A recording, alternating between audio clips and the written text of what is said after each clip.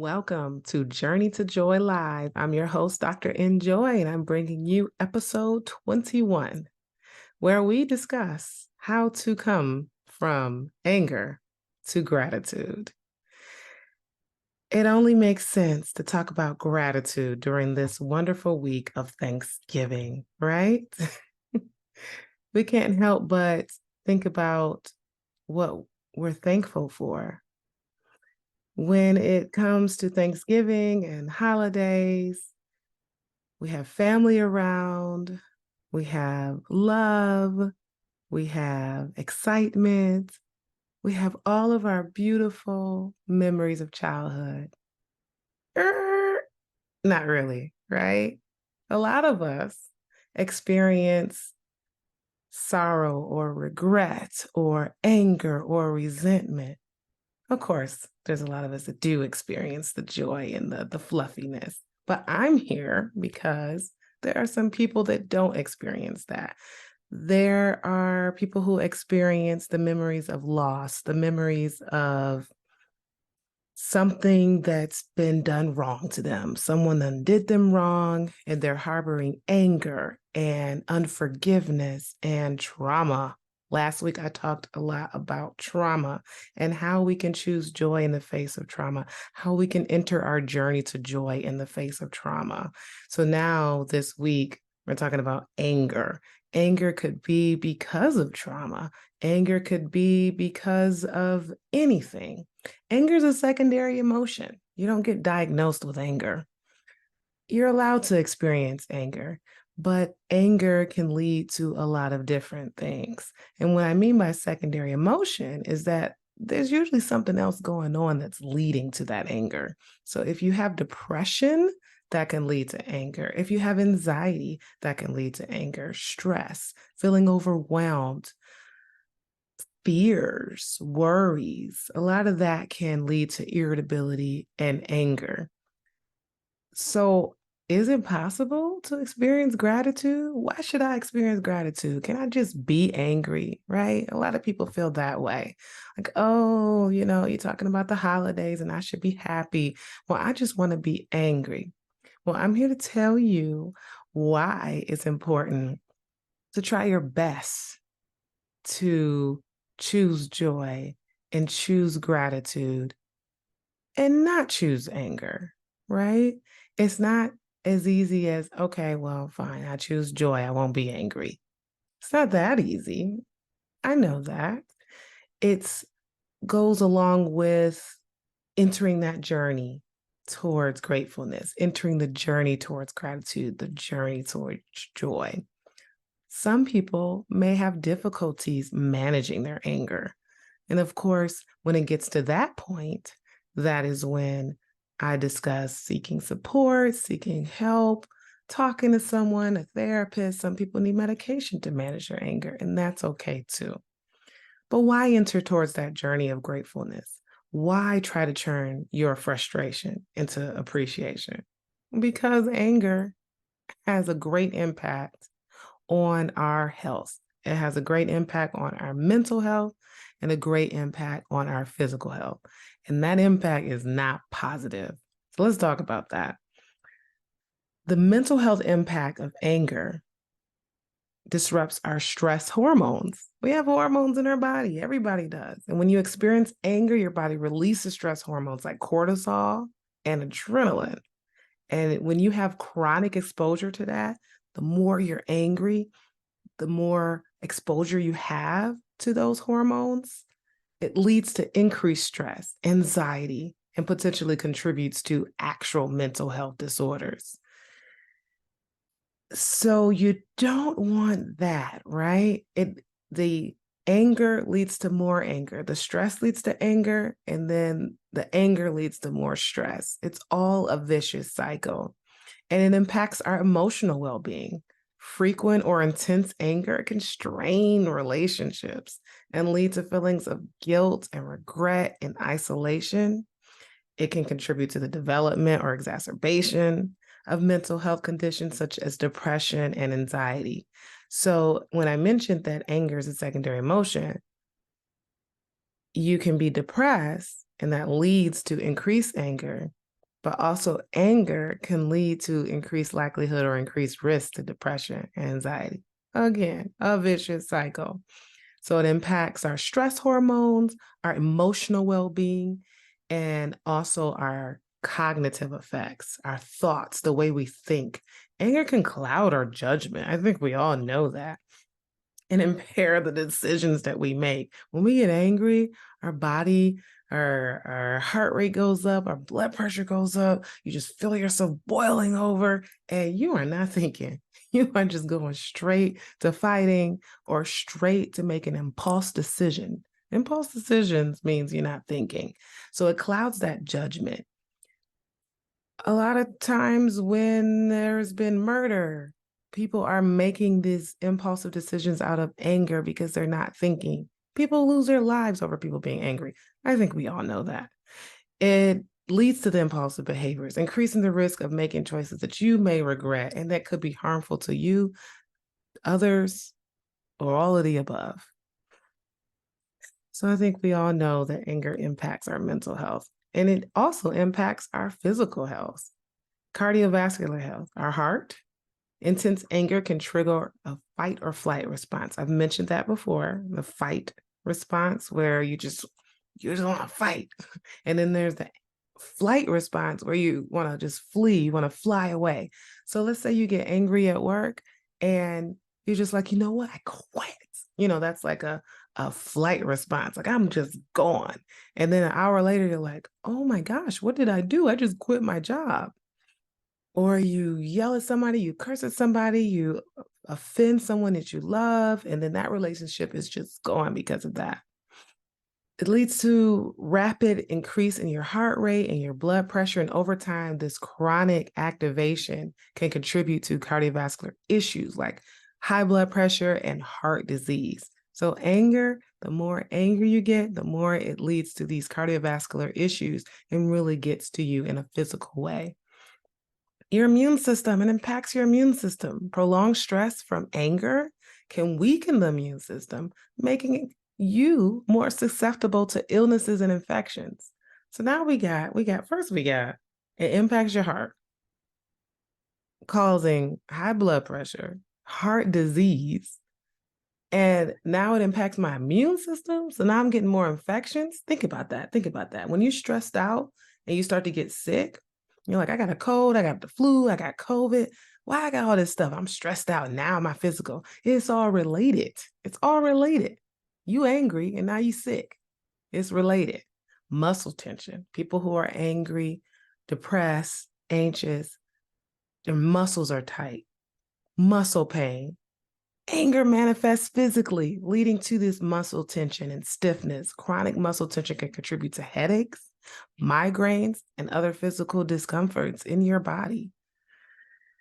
Digestive problems. Anger can affect digestion and contribute to issues such as indigestion, irritable bowel syndrome, that's definitely related to mental health issues, and other GI issues.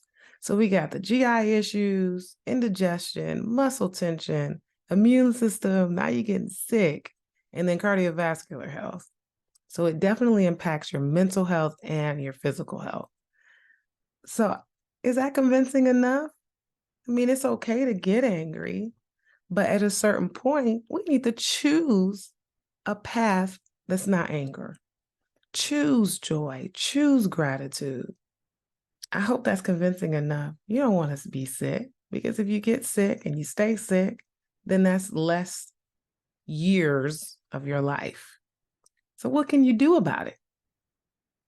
Mindfulness and relaxation techniques. I talk about that a lot. Your mind, protect your mind. It's very important.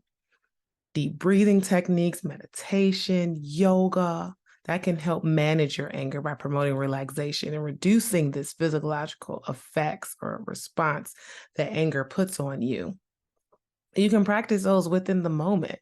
When something makes you angry, you can practice those techniques. Breathing deeply, counting to 10. Gracie's Corner gets it right. She said, take a deep breath whenever you're frustrated. Yeah, that works for kids and it works for us. I have to think about that every time my toddler makes me angry, or my kids, or, my husband never makes me angry. I'm just kidding. I get angry. Anytime I get angry, I have to think about, okay, I got to take a deep breath, because you don't want to say anything that you regret. You really don't. So choosing mindfulness. All right. I'm going to relax. I'm going to take a deep breath. I got this. Communication skills. That can be helpful. A lot of times when we're angry, we're not thinking.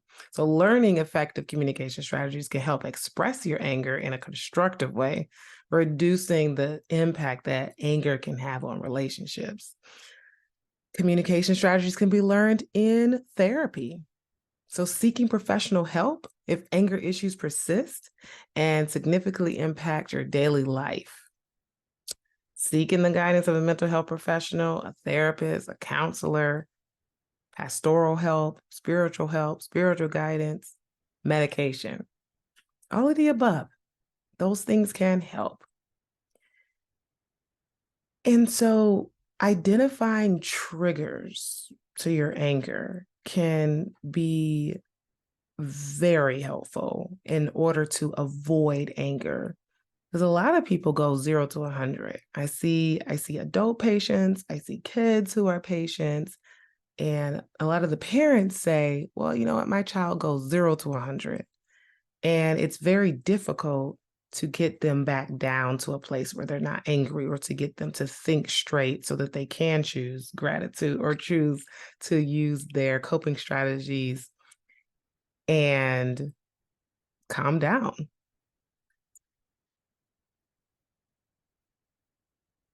So taking a pause and breathing when anger arises is very important. Slowing down the mind and thinking and identifying what triggered me, what led to this emotion right now. And that's with any emotion: sadness, anxiety, fear. We're talking about anger.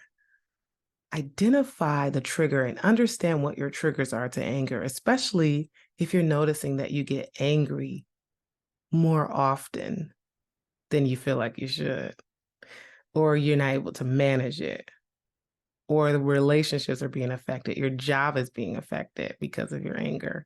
Know the triggers, and knowing the triggers can help address them more effectively. Write them down. What is making me angry? A lot of kids, they get angry because they don't want to be told no, or they're being told to do something that they don't want to do, or they just don't want to listen.